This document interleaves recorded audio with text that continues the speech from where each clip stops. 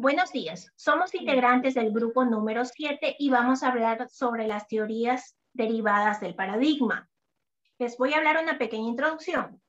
El autor Thomas Kuhn indica que un paradigma científico es un grupo de teorías, conocimientos, métodos y valores sobre cómo es la ciencia, el razonamiento y la indagación científica aceptada por la comunidad científica.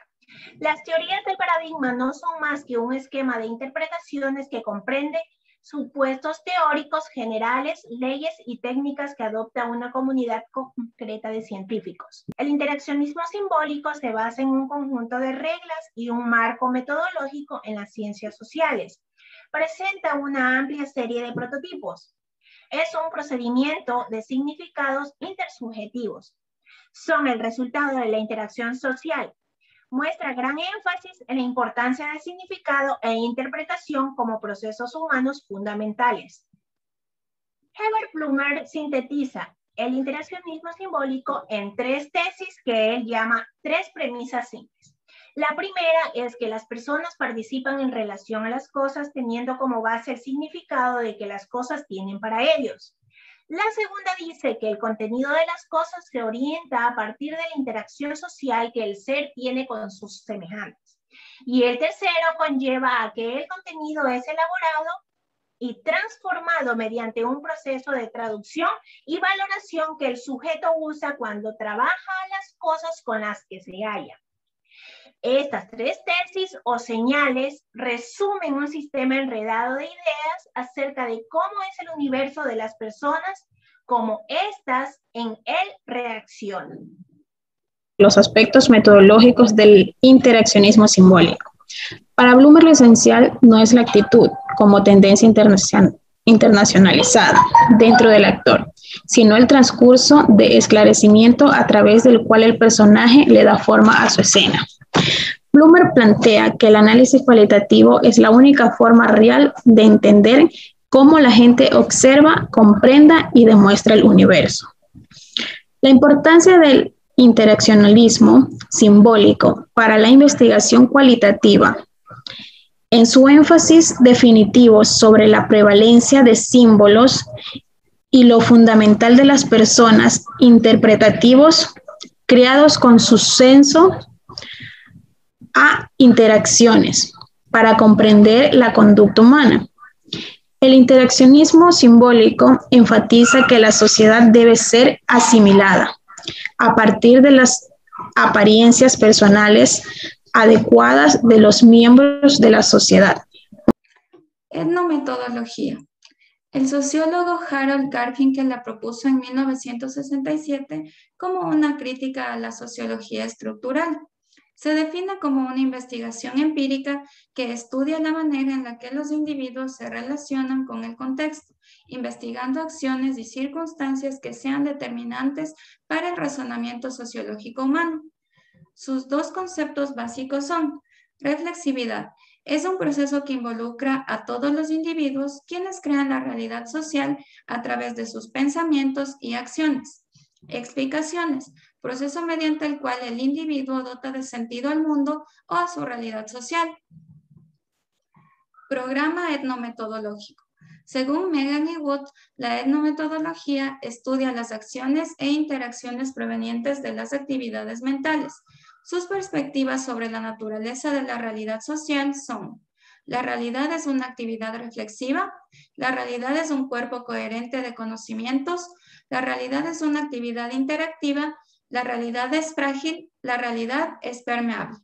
Podemos afirmar que los sucesos significativos se dan en el entorno conductual del individuo. Teoría neofuncionalista. ¿Qué es el neofuncionalismo? Es una corriente autocrítica de la teoría funcional, en el que el objeto es ampliar el conocimiento intelectual del funcionalismo sin desorientar su núcleo teórico. Su propósito es la creación de una teoría cinética.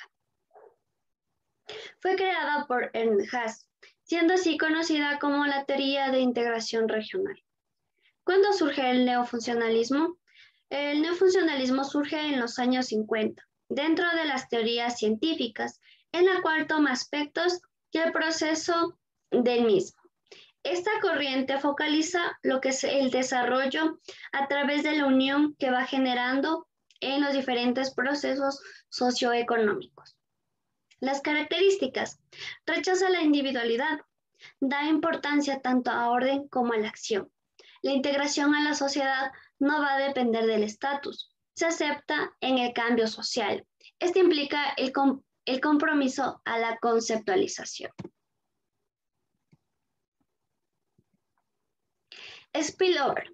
En el neofuncionalismo se utiliza el concepto de spillover, el cual consiste en un proceso de que miembros de diferentes esquemas acepten o estén de acuerdo con metas conflictivas, pero satisfechos por alcanzarlas. Ellos pretenden resolver recurriendo a las colaboraciones con otros tipos de sectores. Autores: Tucker Pearson, exponente del funcionalismo estructural en sociología.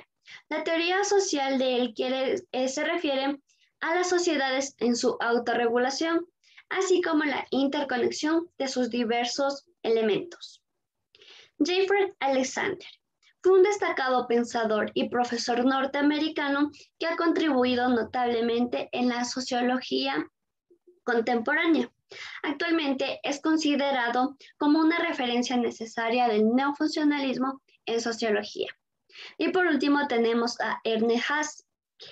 Fue un politólogo alemán estadounidense que realizó contribuciones en el campo de las relaciones internacionales.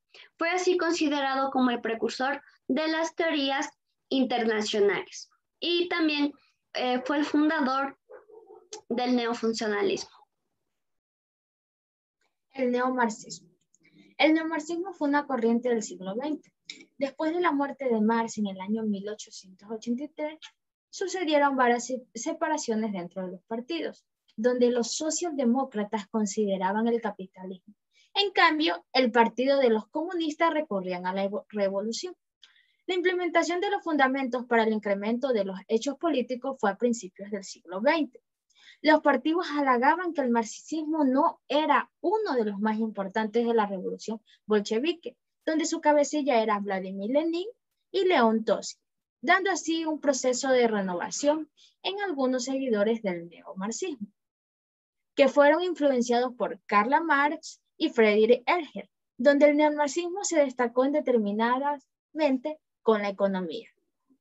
Es así donde se consideró los aspectos culturales, sociólogos, así como el psicológico, que el neomarxismo relega.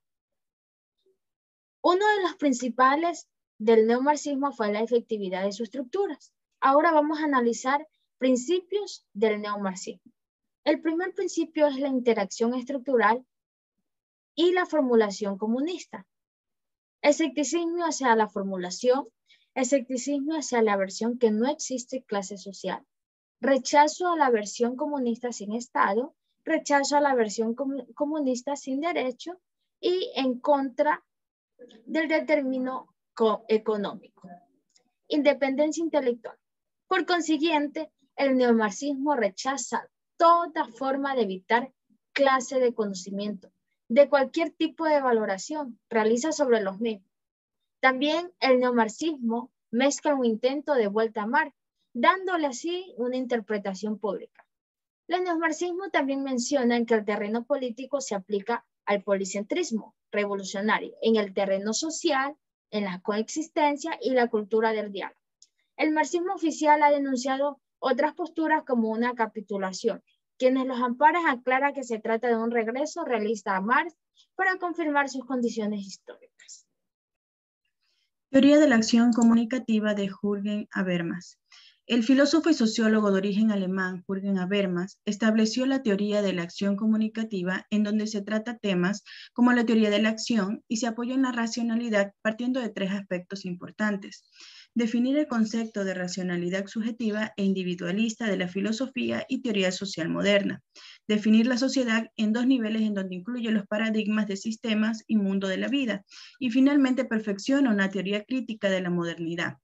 Habermas recomienda precisar una práctica universal en donde una ciencia sobre la lingüística en donde se logran integrar los subsistemas universales y aprobados por la ciencia de cualquier contexto comunicativo, como el horizonte de los sujetos.